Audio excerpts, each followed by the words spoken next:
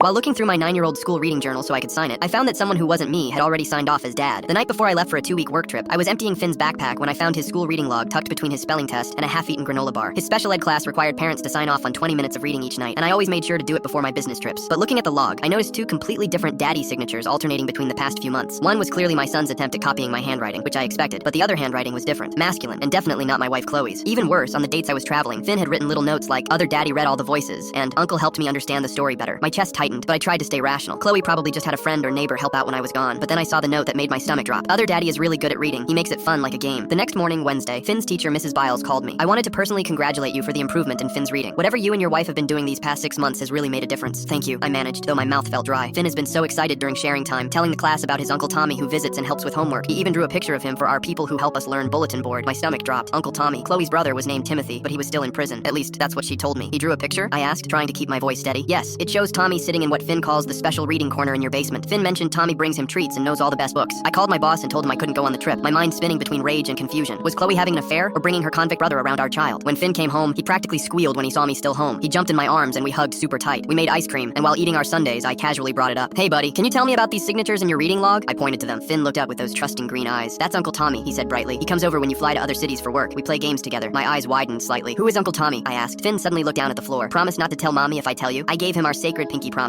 I watched Finn's face go from almost scared to tearful to brave in a matter of seconds before he finally spoke. "Please don't tell Mom, but Uncle Tommy, he's Mom's big brother." My blood instantly turned to ice. Chloe's big brother. The same man who was supposed to be serving 8 years. The same man who'd been convicted of inappropriate conduct with an 11-year-old girl. "Finn," I said, fighting to keep my voice from shaking, "can you show me this special reading corner Uncle Tommy set up?" "Sure." Finn jumped up excitedly and led me to the basement stairs. He made it really cool with beanbags and everything. He brings new books every time, and there's a candy bowl that only he's allowed to put candy in. The basement had been transformed. A corner I hadn't visited in years was now set up with colorful beanbags and shelves of